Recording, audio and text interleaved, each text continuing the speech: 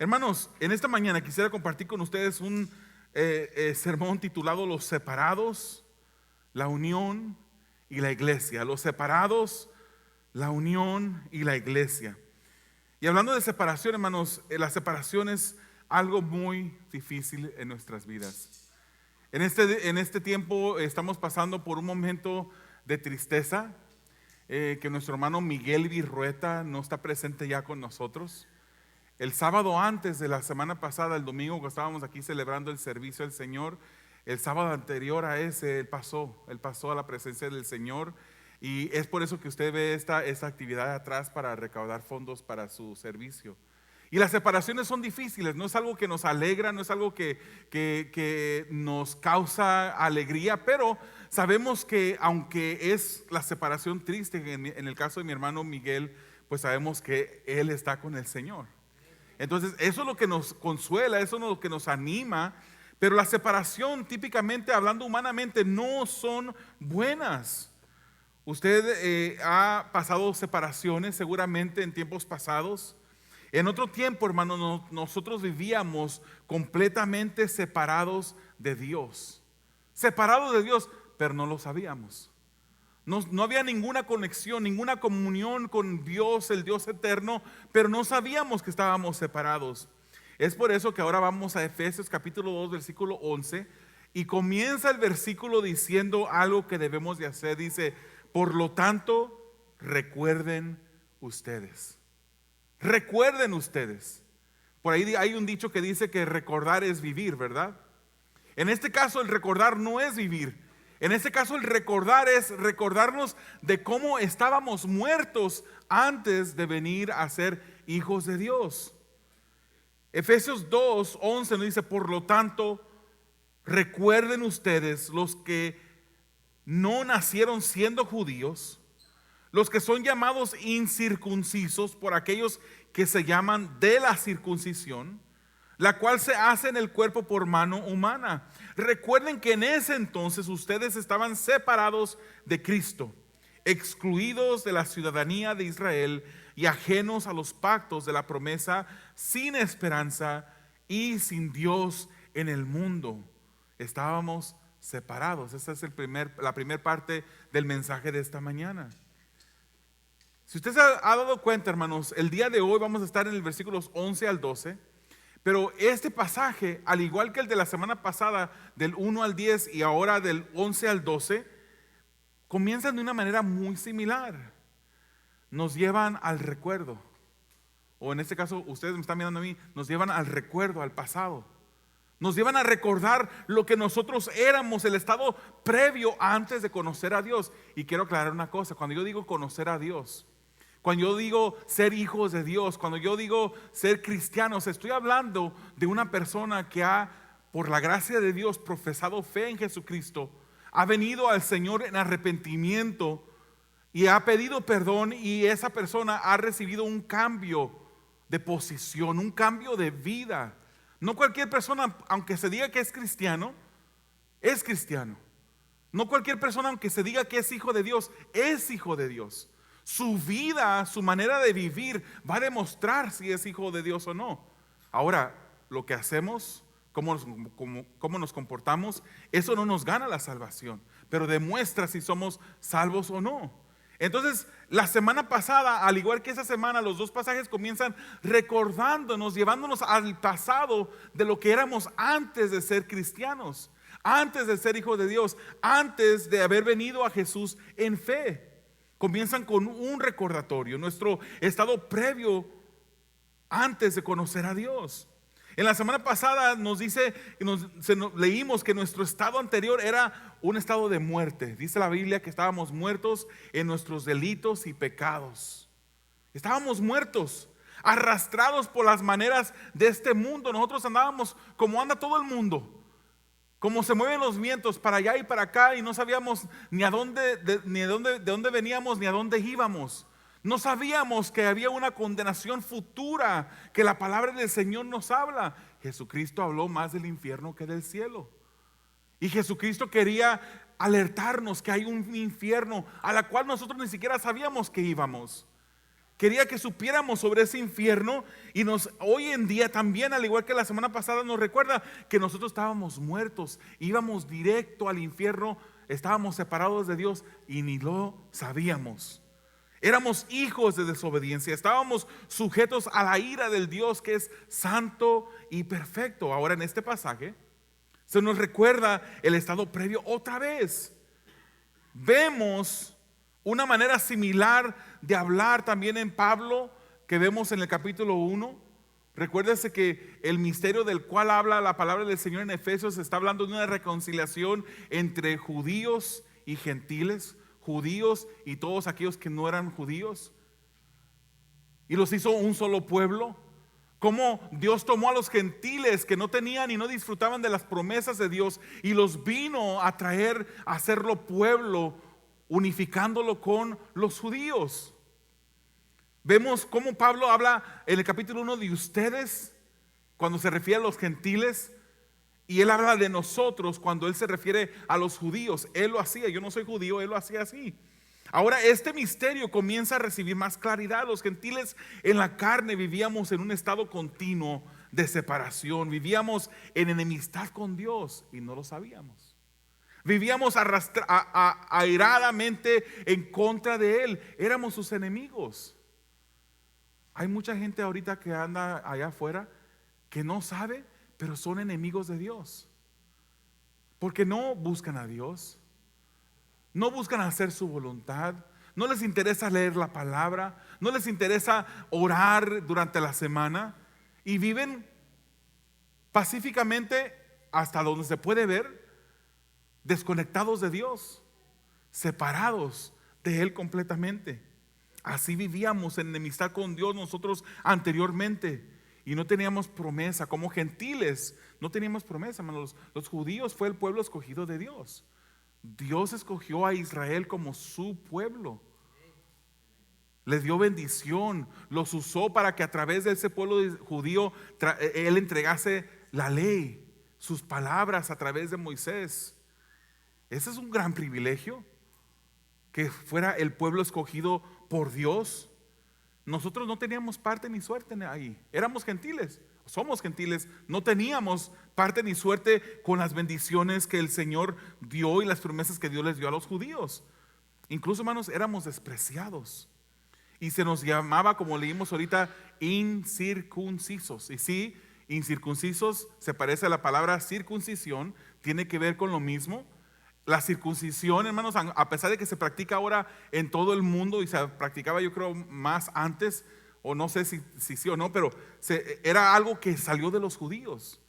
Ese fue un pacto que Dios estableció con los judíos para recordarle la promesa a Abraham, que él iba a establecer una simiente que saldría de Abraham, por la cual él iba a salvar al mundo. Es como cuando uno mira el arco iris.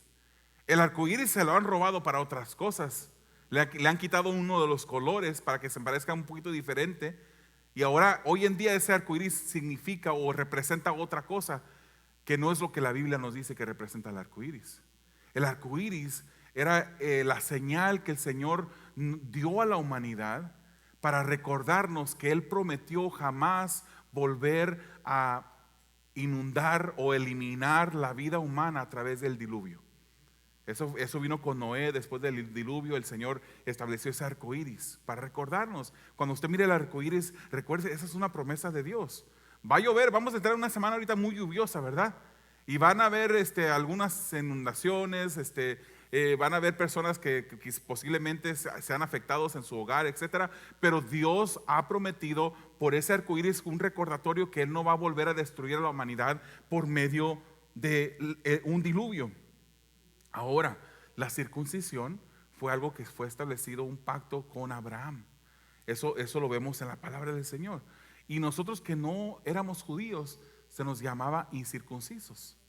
Se recuerda lo que hizo David cuando escuchaba a Goliat, que desafiaba al pueblo de Israel con su ejército. El pueblo de Israel estaba en una colina, había un valle de por medio, y luego estaba los filisteos del otro lado. Y David escuchaba cómo este filisteo, un gigante de 9 pies 6 pulgadas, perdón, 9 pies 9 pulgadas, desafiaba al pueblo. Decía: saquen a alguien que venga a pelear contra mí. Y si yo lo venzo a esa persona, ustedes van a ser, todo el pueblo va a ser siervos, van a ser esclavos de los filisteos. Pero si esa persona me vence, nosotros vamos a ser servidores de ustedes. Y David, cuando escucha eso, vemos en 1 Samuel 17:26, dice: ¿quién es este filisteo incircunciso que se atreve a desafiar al ejército del Dios viviente? No crea que le dijo, no crea que esas son palabras bonitas, esa era una ofensa. ¿Quién se atreve? ¿Quién es este incircunciso para atreverse a desafiar al Dios viviente? Ese es un título ofensivo. Es como cuando se desprecia a una raza u otra, hermanos. Hay veces, eso no debe de existir en la iglesia, entre los hermanos. Somos hijos de Dios. Ya el lugar de donde nació, sea México, Guatemala, Ecuador o Sudamérica, Centroamérica, en Asia, donde usted haya nacido, si es hijo de Dios, esa es nuestra nacionalidad, porque tenemos una nación, a un lugar, estamos aquí de paso. Pero hay veces que entre diferentes personas se tiran, ¿no? Decimos los mexicanos, o los que descendemos de mexicanos, se tiran.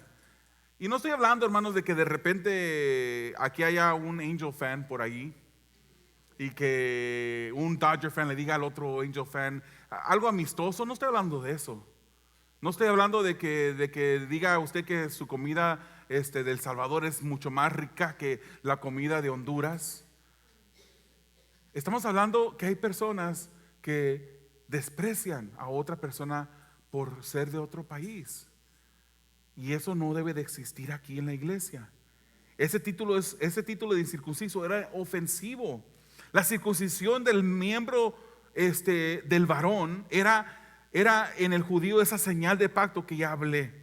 Incluso, hermanos, esto era algo que Pablo lo menciona en la escritura. Él dice: yo soy judío, yo era fariseo de fariseos, yo seguía la ley perfectamente. En Filipenses 3 él dice: yo fui circuncidado al 8º día.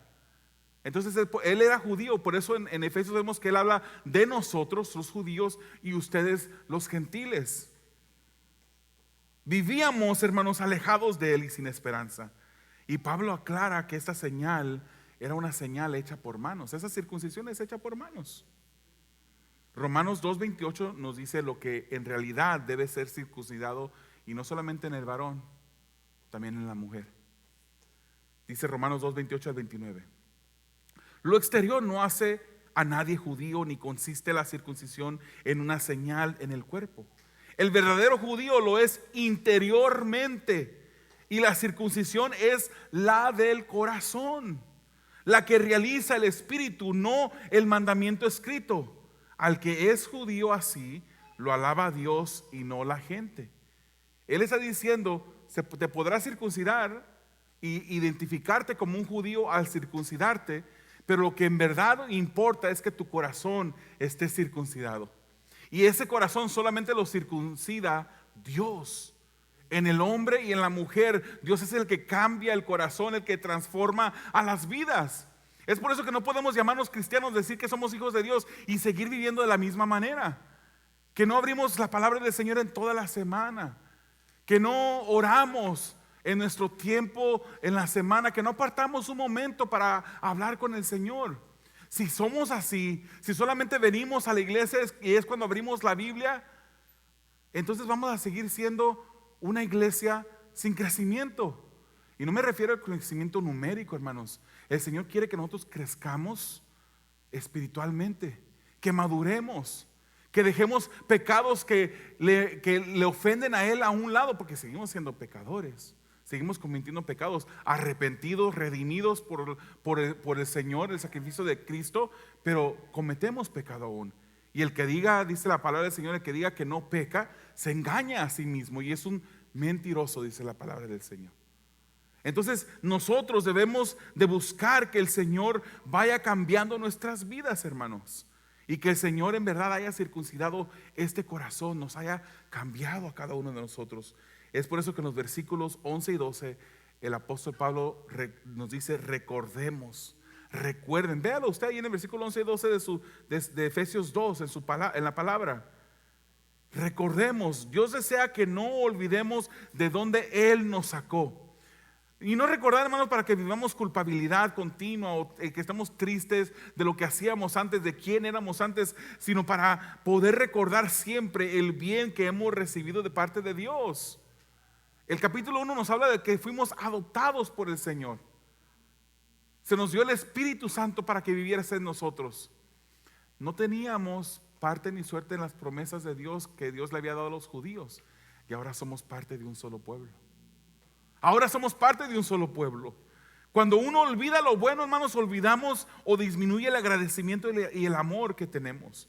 Debemos recordar siempre de dónde nos sacó el Señor para que produzca en nosotros agradecimiento, alabanza y gloria a Dios que hizo todo por nosotros.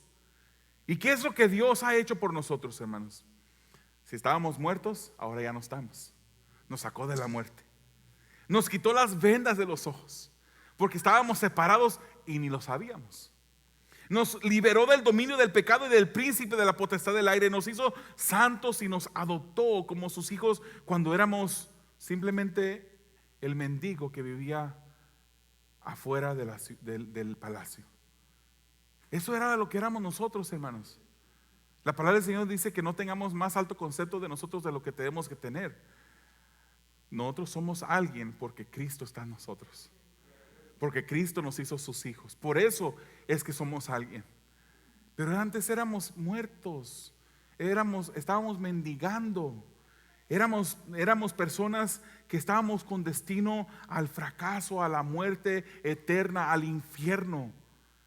Y ahora somos beneficiarios de todo lo que Cristo hizo en nosotros. Cuando nos recordamos esas cosas que Dios hizo, eso produce en nosotros agradecimiento, hermanos. Y la próxima vez que usted ande caminando en la vida y que se le presente una tentación, usted va a decir: no puedo, yo no puedo hacer eso, porque el Señor ha hecho tanto por mí, me sacó de la muerte, me liberó de una eternidad de sufrimiento en el fuego del infierno, y Él hizo eso por mí. Y uno toma un paso, uno se pone a pensar: Señor, ayúdame, tanto que hiciste tú por mí, no quiero ahora fallarte a ti. Cuando recordamos eso, nuestro agradecimiento y amor por Él incrementan. Vámonos, hermanos, a Efesios 2:13.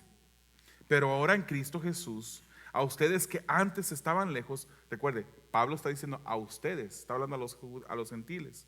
A ustedes que antes estaban lejos, Dios los ha acercado mediante la sangre de Cristo.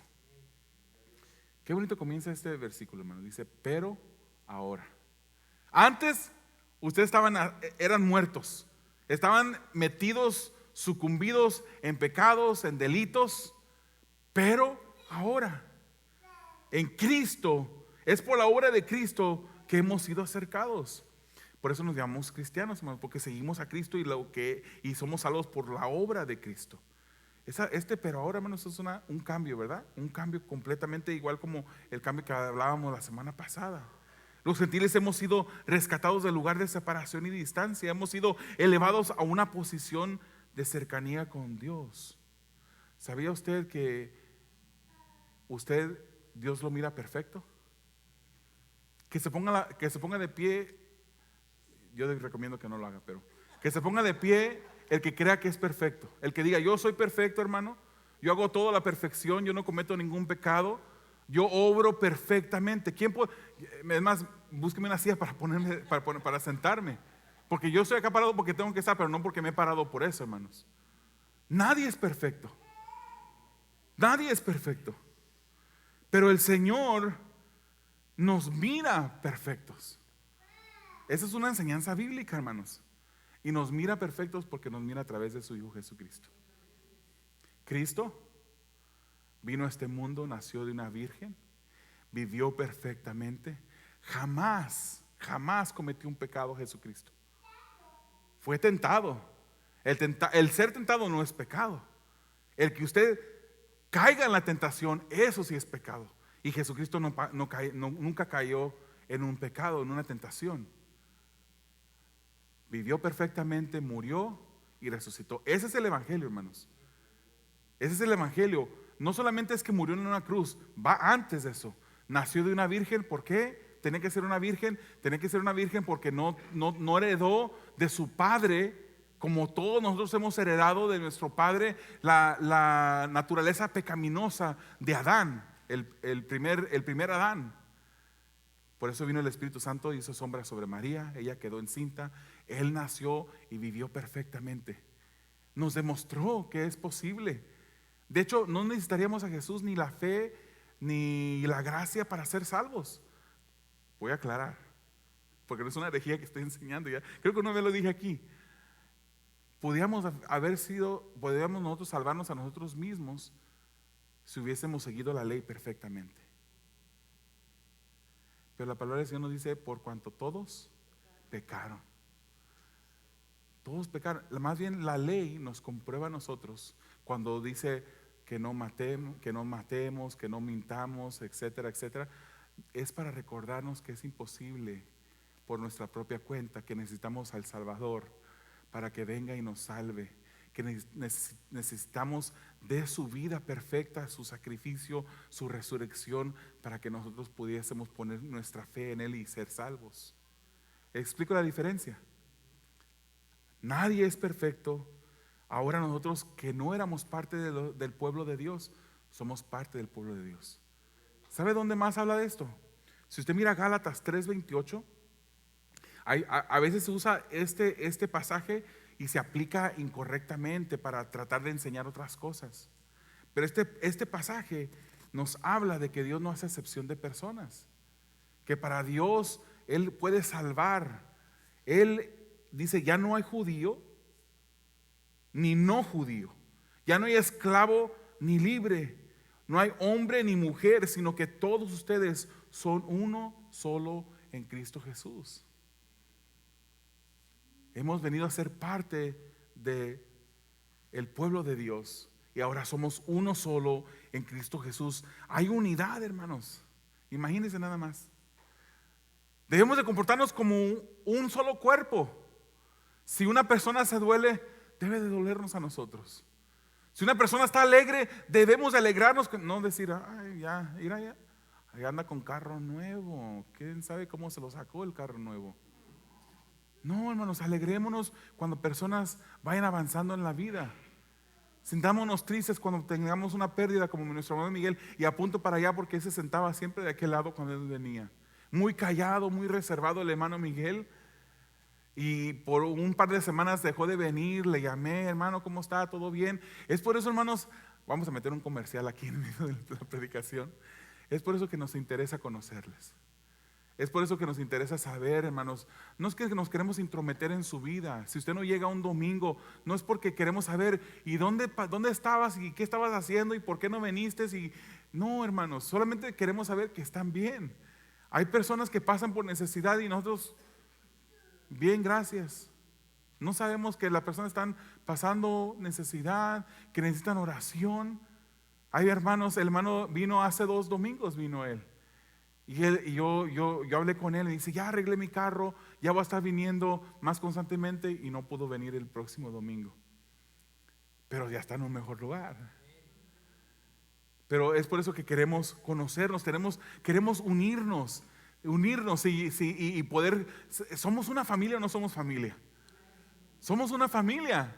Somos una familia de Dios y queremos estar al tanto de los unos de los otros. Miremos, el misterio de la unión de la iglesia es revelado. Efesios 2:14-16 dice: porque Cristo es nuestra paz. De los 2 pueblos ha hecho uno solo, derribando mediante su sacrificio el muro de enemistad que nos separaba. Pues anuló la ley con sus mandamientos y requisitos. Esto lo hizo para crear en sí mismo de los 2 pueblos una humanidad al hacer la paz, para reconciliar con Dios a ambos, o sea, a los judíos y gentiles, en un solo cuerpo mediante la cruz, por la que dio muerte a la enemistad. Había un misterio, hermanos, que permaneció siendo un misterio, algo desconocido a través de todo el Antiguo Testamento. Vemos que Cristo fue el que accionó la paz entre judíos y gentiles y los creó en uno solo. Cristo no escatimó, hermanos, el ser igual a Dios. No dijo: allá los va a dejar separados de Dios. Él vino, dejó su trono para que usted y yo podamos ser parte de su pueblo. Además, más allá de accionar la paz, podemos ver en la palabra que Cristo mismo es nuestra paz. Él es nuestra paz, hermanos. Él es el que nos ayuda, el que nos lleva hacia adelante. Él destruye todo muro de separación que nos separaba con Dios. Eso lo vimos la semana pasada con esa reconciliación vertical con Dios. Y también nos une como un solo pueblo en esa unión o reconciliación horizontal. Y Jesús anula la enemistad, pone fin a la ley, el viejo pacto, al Él mismo cumplir ese pacto. Hermano, la iglesia del Nuevo Testamento no es una continuación de la Israel del Viejo Testamento, del Antiguo Testamento. Es muy distinta. En la iglesia era nuevo que un gentil tuviera los mismos derechos y privilegios que un judío. El judío pensaba que tenía privilegios, era más cercano a Dios. Es más, a los que éramos gentiles o que somos gentiles nos llamaban perrillos. Éramos perros para ellos. Así nos decían. Imagínense, usted de repente le dice perro a una persona y de repente Dios los salva a los dos y ahora son una familia. Eso es lo que hizo Dios. Eso es lo que hizo Dios. En la iglesia era nuevo que los gentiles y judíos perdieran sus nacionalidades al convertirse en cristianos. La iglesia, el pueblo de la que forma la iglesia, es diferente al pueblo del Antiguo Testamento, que eran los judíos. En la iglesia era nuevo que los gentiles y los judíos llegaran a ser miembros, compañeros del cuerpo de Cristo. Somos un cuerpo, hermanos, porque también los judíos tienen que venir en fe a Jesús. No simplemente porque nacieron judíos y viven enemistados con Dios, Dios los va a salvar así nada más. Ellos tienen que tener arrepentimiento, tienen que venir en fe igual como nosotros. En la iglesia era nuevo que el judío pudiera tener la esperanza de reinar con Cristo en lugar de ser un súbdito en su reino. En la iglesia era nuevo que un judío ya no estuviera más bajo la ley.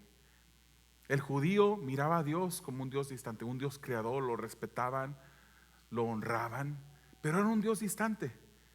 Dentro de la iglesia nosotros conocemos a Dios como nuestro Padre. Hay una intimidad de entre nosotros y Dios. Le damos gracias al Señor por ello. Dios puso fin a la enemistad, nos reconcilió como un solo pueblo. Ahora las rivalidades y enemistades son normales, pero en los hijos de desobediencia. Eso dejémoslo para los que están afuera, hermanos. Los que no conocen al Señor van a sufrir enemistades y van a estar en contra el uno del otro, pero eso no debe existir aquí como hijos de Dios. Aquí debe ser diferente. Es por eso por lo que podemos tener unidad como un cuerpo, aun cuando existen diferencias entre nosotros, hermanos. Y existen diferencias. Yo creo que yo soy el más pesado aquí. Y pesado me refiero en libras. Y hay personas chiquititas. La hermanita, una persona delgada, que pesa mucho menos que yo. Hay personas que están más claras que yo. Comemos cosas diferentes, nos gustan cosas diferentes, venimos de diferentes lugares, nos crearon de manera diferente en diferentes culturas. Hay muchas diferencias entre nosotros, pero estamos unidos en un solo cuerpo siguiendo a un solo Señor. Versículos 17 y 18. Él vino y proclamó paz a ustedes que estaban lejos y paz a los que estaban cerca. Pues por medio de Él tenemos acceso al Padre por un mismo Espíritu. En Cristo, hermanos, Él es el que trajo la paz a los judíos que estaban cercas y a los gentiles que estaban separados y lejanos. Es lo que dice Pablo aquí. Los que estaban lejos y los que estaban cerca. Los que estaban cerca se refiere a los judíos, los que estaban lejos eran los gentiles. En Cristo nos podemos acercar al Padre, hermanos. Qué maravilloso, hermano, que la palabra del Señor nos dice que nosotros podemos entrar confiadamente. Me gusta más como dice en inglés, we can come in boldly. Podemos entrar así como cuando usted tiene una confianza completa que no importa, esa es mi casa, yo puedo entrar en la recámara porque mi Padre es el dueño de la casa. We can come in boldly, with boldness, con una confianza entera, hasta una confianza que raya con atrevimiento. Porque esa es la confianza que el Señor nos ha dado. Podemos entrar y orar, hermanos, todos los días, a cualquier momento. ¿Lo estamos haciendo? Hermanos, si el Señor Jesús entrara ahorita en este lugar, imagínense que el Señor Jesús llegara otra vez a la tierra y Él entrara en este lugar. ¿Cuántos de ustedes correrían a pedirle que le diera unos minutos para hablar con Él? ¿Cuántos de ustedes correrían a Él y le dijeran: Señor, mira, estoy sufriendo de esta enfermedad, necesito tu sanidad, ¿será tu voluntad sanarme? Señor, mi familia está pasando por una dificultad grandísima, estamos separados, hay riñas en mi familia, ¿pudieras tú traer la reconciliación, darme la sabiduría para atender este asunto? Si el Señor entrara aquí en este lugar, ¿cuántos de nosotros correría a Él y le dijera: Señor, Hijo de David, ten misericordia de mí? Pues esa misma habilidad que usted tuviera si el Señor Jesús entrara aquí para ir con Él, es la misma habilidad que tiene ahorita, hermanos. Cada uno de nosotros podemos acercarnos a Dios. Estoy hablando, hermanos, que está bien que tú manejes de camino al trabajo y escuches alabanzas y un mensaje, y que en el camino al trabajo estés hablando con Dios. Está bien que lo hagas así. Que de repente te vayas al gimnasio o salgas a caminar en la comunidad y que empieces a hablar con el Señor. Mires las montañas, especialmente ahorita después de la lluvia, ya van a estar llenas de nieve, y que digas: Señor, cuán grande eres, gracias por todas tus bendiciones, y que hables con Él así. Pero ¿cuántos de ustedes se encierran en su cuarto, en su recámara, y derraman su alma al Señor? ¿Cuántos de ustedes hablan con Él como si Él estuviese presente? Tenemos esa oportunidad. Ahora pues podemos entrar confiadamente delante del trono del Señor, en donde podemos encontrar ese socorro oportuno, esa ayuda en el momento que necesitamos. Él está disponible a toda hora, en todo momento, cada día de la semana Él está disponible, pero no lo estamos haciendo. No lo estamos haciendo, hermanos. Parece como que somos personas que el ver nos cambia, ¿verdad? Porque si miráramos a Jesús entrando aquí, lo miramos y dijéramos: wow, es el Señor Jesús, quiero hablar. Y hermanos, a lo mejor hasta empujaría a la hermanita que está bien delgadita y la hace a un lado para ir a usted a llegar a Jesús primero. Pues espero que no lo hiciera así, ¿verdad? Pero el punto es que usted quisiera llegar a Jesús, pero lo está haciendo.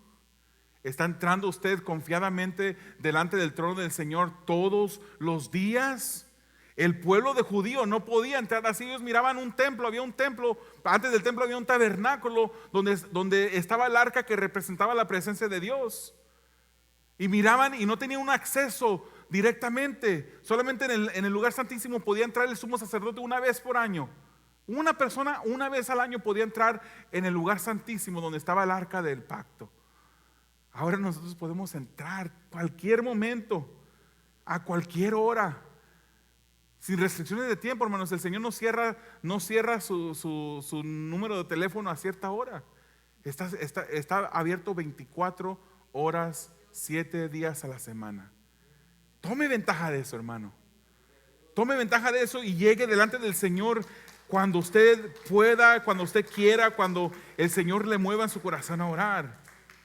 Unas pruebas del estado de paz que existe entre el cuerpo, la iglesia y Dios, es que tenemos acceso a Él, hermanos. Tenemos acceso a Él. Por eso dice Hebreos 4:16, como ya lo mencioné: así que acerquémonos confiadamente al trono de la gracia para recibir la misericordia y encontrar la gracia que nos ayuden oportunamente. Qué privilegio, hermanos. Qué privilegio. En el Antiguo Testamento ningún patriarca del Antiguo Testamento jamás le llamó a Dios Padre. Lo respetaban, lo miraban como el Creador, conocían que era el Creador, lo honraban. Pero nosotros ahora tenemos a un Padre celestial. Él es nuestro Padre. Si tú eres hijo de Dios, Él es tu Padre. Él es tu Padre. Juan 20:17 dice: Jesús le dijo: no me detengas, porque todavía no he vuelto al Padre.